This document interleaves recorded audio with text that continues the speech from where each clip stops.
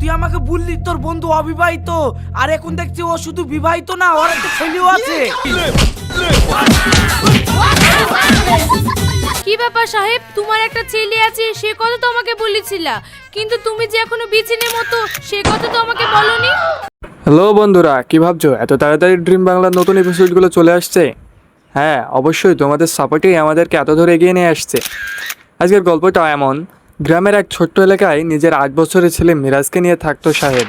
বউ মারা যাওয়ার পর থেকে সাহেবের জীবনটা একদম এলোমেলো হয়ে যায়। নিজের রান্না কাপড় ধুয়ে ছেলেকে মানুষ করার চেষ্টা করে, কিন্তু সমস্যা একটাই, সাহেব আবার বিয়ে করতে চায়। আর এখন থেকে শুরু হয় পুরো নাটকের আসল মজা। কারণ সাহেব যেখানে বিয়ে করতে যায় সেখানে নিজে হাজির হয়ে যায় তার ছেলে মিরাজ, আর এমন সব সত্য দেয় যা প্রতিটা বিয়েকে ভেঙে দেয়। একদিকে একজন অসহায় বাবা, অন্যদিকে দুষ্ট কিছু ভীষণ আবেগী ছেলে মিরাজ, আর মাঝখানে রিয়া নামের একটা মেয়ে যে ধীরে ধীরে মা হয়ে উঠতে শুরু করে একটা মাহারা শিশুর জীবনে। আজকের গল্পটা এমন এক বাবা ছেলের গল্প যা আমাদের পুরো মনস্তত্ত্বকে নাড়িয়ে দেয়। কীভাবে সমাজের বাস্তবতাকে মানিয়ে নতুন সংসার গড়ে তুলতে হয় তাই আজকের আমাদের গল্প শেখায়। বন্ধুরা, তোমরা এখনও যারা জিম বাংলা চ্যানেলটি সাবস্ক্রাইব করোনি, সাবস্ক্রাইব করে আমাদের পাশেই থাকো। তোমাদের সাবস্ক্রাইব, লাইক, কমেন্ট আমাদের নতুন নাটক তৈরি করতে উদ্দীপনা যোগায়। চলো শুরু করা যাক আজকের এই নাটকটি। একদিন সাহেব তার বন্ধু নাসিমকে নিয়ে একটা মেয়ে দেখতে যায়। মেয়ের নাম সিমরান। সিমরান দেখতে সাহেবের বুকের ভিতরে শুরু হয়ে যায় ধুক ধুক। সে লাজুক গলায় বলে, সিমরান, তুমি আমার জীবনে আসার পর থেকে আমার বুকের পাখিটা কেমন যেন ধুকভুক করে।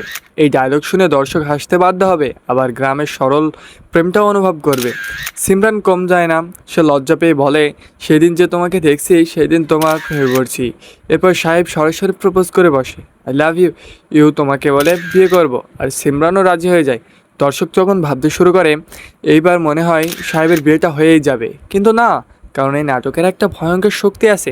আমরা সেই শক্তির নাম মিরাজ। হঠাৎ সেখানে হাজির হয়ে যায় সে। তারপর সে একটা সত্য বলে যেটা পুরো গল্পের পরিবেশটাকেই উল্টে দেয়। সে বলে, আন্টি, আব্বার একটা ছেলে। সে পুরো বলছে, আমি আব্বা এখনও বিছানায় মুতে কি বলছে। এই একটা ডায়লগেই পুরো সিন শেষ করে দেয়। দর্শক হাসতে হাসতে শেষ। সিমরান রেগে আগুন হয়ে যায়। সে ভাবতেই পারে না একজন বয়স্ক মানুষ এখনও বিছানায় প্রস্রাব করে। সাহেব প্রায় মারিয়া হয়ে যায়, অস্বীকার করতে থাকে, কিন্তু মিরাজ এমনভাবে বলে সে যেন আদালতের সাক্ষী। সে বলে, বিশ্বাস না হলে বাড়িতে গিয়ে দেখে আসেন, সব প্রমাণ আছে। এই দৃশ্যে কমেডি টাইমিং ছিল অসাধারণ, কিন্তু এর ভিতরে কষ্ট লুকিয়েছিল। কারণ মিরাজ আসলে ভয় পায় নতুন মা এসে যদি তাকে ভালো না বাসে, যদি তাকে বাড়ি থেকে বের করে দেয়। এই ভয়টা এমন দুষ্টমি করতে বাধ্য করে। এরপর দেখা যায় সাহেব ছেলেকে বকছে। সে কষ্ট নিয়ে বলে, তুই কি আমার বিয়ে কোনোদিনই হতে দিবি না? এই একটা সংলাপের মাঝে একাকী বাবার হতাশা ফুটে ওঠে। কিন্তু মিরাজ কম না। সে বলে, তাহলে আমাদের বিয়েটাই দিয়ে দাও, আমার বউ তোমাকে রান্না করে খাওয়াবে। এই ধরনের ডায়লগ পুরো নাটককেই প্রাণবন্ত করে তোলে। বন্ধুরা, সমাজের বাস্তবতা কি করুন না। ছোট একটা ছেলে, মাহারা ছেলে, তার বাবা উন্মাদ যৌবন, কিন্তু এর মাঝে লুকিয়ে আছে এক অসাধারণ গল্প। এরপর শুরু হয় আরেক কাহিনী, নাম আমচুরির কাহিনী। মিরাজ আর তার বন্ধু লুকিয়ে অন্যের বাগান থেকে আম চুরি করে খাচ্ছিল। ঠিক তখনই হাজির হয় সাহেব। সে রেগে আগুন হয়ে যায়, কারণ সে চায় না তার ছেলে চোর হোক। কিন্তু ঠিক তখনই এন্ট্রি নেয় রিয়া, আর সেখান থেকে নাটকের আবেগ ধীরে ধীরে বাড়তে শুরু করে। রিয়া এসে রিয়াকে বাঁচায়। সে সাহেবকে বলে, মহারাজ ছেলেটার গায়ে হাত দিবেন না। এই সংলাপটা শুধু একটা ডায়লগ না, এটা সংলাপের ভিতরে ছিল মায়ের মমতা। মিরাজ তখন অবাক হয়ে রিয়ার দিকে তাকিয়ে থাকে, কারণ অনেকদিন পর তাকে কেউ মায়ের মতো আগলে ধরলো। এরপর মিরাজ একটা কথা বলে যেটা শুনলে সত্যিই চোখে পানি চলে আসে। সে বলে, তুমি পাশে থাকলে আমার মায়ের কথা মনে পড়ে যায় না। এই একটা পুরো সংলাপ পুরো নাটকের টার্নিং পয়েন্ট, কারণ এখান থেকে দর্শক বুঝতে শুরু করে মিরাজ আসলে খারাপ না, সে শুধু মা হারানোর কষ্টের ভিতর থেকে ভেঙে পড়েছে। রিয়া ধীরে ধীরে রিয়াজকে নিয়ে সন্তানের মতো ভালোবাসতে শুরু করে। তাই এই দৃশ্যগুলো সুন্দরভাবে দেখানো হয়েছে। এই নাটক মন নরম হয়ে যায়। একদিন মিরাজ নতুনভাবে বুঝতে পারে রিয়া হতে পারে তার নতুন মা। এরপর সে একটা প্ল্যান করে। সে চিঠি লিখে সাহেব আর রিয়াকে আমবাগানে ডেকে আনে। সাহেব প্রথমে রেগে যায়, কিন্তু পরে মিরাজ কিছু বলে না, যা শুনে কেউ আবেগপ্রণ হয়ে যায়। সে বলে, রিয়া বেটি আমাকে নিয়ে ছেলের মতো ভালোবাসে, তুমি আমাকে বিয়ে করে ফেলো না আব্বা। ভাবুন তো একবার, যে ছেলে একদিন বাবার বিয়ে ভেঙেছে, সেই ছেলেই আজকে বাবাকে নিয়ে গর্ববোধ করছে। কারণ সে বুঝতে পেরেছে যে ভালোবাসা মানে শুধু একটা ভয় না, প্রিয় মানুষের সুখও। এই জায়গাটায় নাটকটা অসাধারণ হয়ে গেছে। রিয়াও তখন স্বীকার করে সে মিরাজের নিজের সন্তানের মতোই ভালোবাসে, আর সাহেব সে নিজের অনুভূতিও তৈরি হয়। এরপর রিয়া বলে, তুমি রাজি থাকলে আমিও রাজি। এরপর দর্শকরা মুখে অজান্তে হাসি চলে আসে, কারণ এত কষ্ট, এত ঝামেলা, এত ভুল বোঝাবুঝির পরেও অবশেষে পরিবর্তন তৈরি হতে যাচ্ছে। এই নাটকের সবথেকে বড় শক্তি হচ্ছে সরলতা। কোনো বড়লোক গল্প না, কোনো বিলাসী প্রেম নাই। এটা একটা সাধারণ গ্রামের বাবা, একটা মাহারা শিশু এবং একজন মায়াময়ী মেয়ের গল্প, যেটা বাস্তব খুব কাছাকাছি। মেয়ের চরিত্রটা আসলেই অসাধারণ ছিল। সে দুষ্টুমি দেখে হাসি পায়, তেমনই কষ্টের বুকেও ভেঙে পড়ে। বিশেষ করে সে যখন বলে, নতুন মা এসে যদি আমাকে আদর না করে। এই ভয়টা বাংলাদেশে হাজার হাজার শিশুর বাস্তব ভয়, আর এই দর্শকটা চরিত্রের সাথে খুব সহজেই কানেক্টেড হতে পারে। সাহেব চরিত্রটা অনেক বাস্তব ছিল। একজন বিধবা বাবা, সে একদিকে নিজের জীবনটা নতুন করে গোছাতে চায়, অন্যদিকে ছেলেটার আবেগেও সামলাতে চায়। আর রিয়া, সে ছিল পুরো নাটকের আলো, কারণ সে প্রমাণ করেছে মা হওয়া শুধু জন্ম দেওয়ার মাধ্যমে হয় না, ভালোবাসার মাধ্যমেও হয়। নাটকের কমেডি অংশগুলো ছিল দারুণ, বিশেষ করে চার পায়ে খাড়া এই ডায়লগটা পুরো শুনে কঠিন থামানো না, কারণ একটা স্যাটেলাইটের মতো ফলো করে। এই লাইনগুলো নাটকের থেকে প্রাণবন্ত হয়। সব মিলে এমন একটা নাটক যেখানে হাসি আছে, ভালোবাসা আছে, বাবার সম্পর্ক আছে এবং মা হারানোর কিছু শিশুর বাঘ ভাঙা কষ্ট।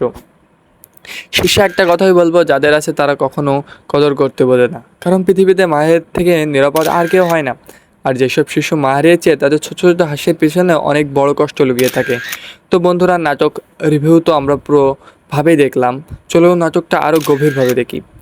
অনেক বাধা, অনেক ভুল বোঝাবুঝির পরে আর হাজারো হাসি কান্নার পরে অবশেষে রিয়া তার সাহেবকে বিয়ে করে নেয়।